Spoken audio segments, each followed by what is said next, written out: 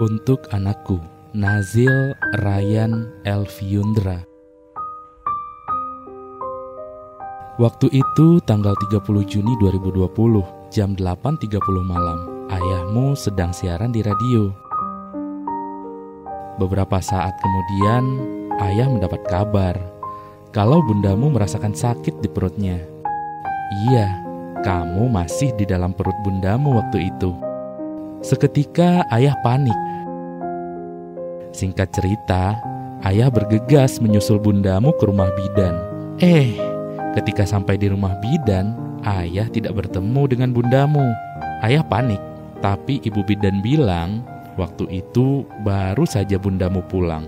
Baru bukaan 2. Ayah bergegas lagi menuju rumah. Malam itu, bundamu berjuang keras menahan sakit. Bahkan, bundamu tidak bisa tidur semalaman.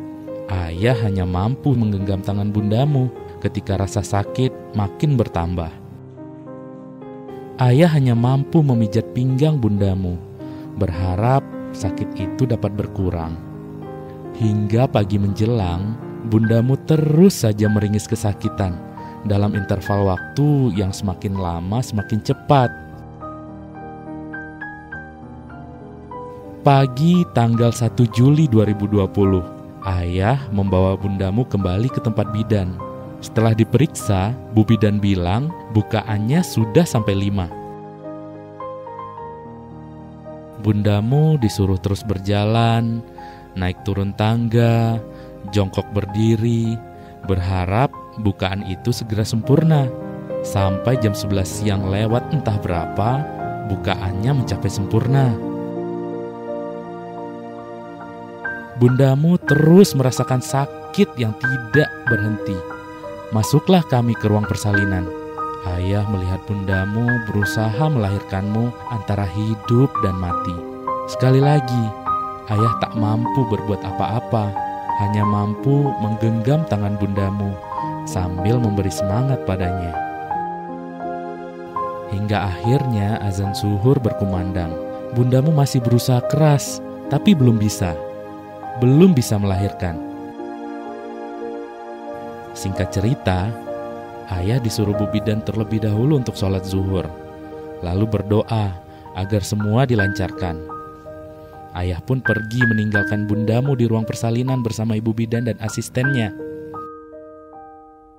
Setelah ayah sholat zuhur dan berdoa, tak berapa lama, ayah mendengar tangisanmu.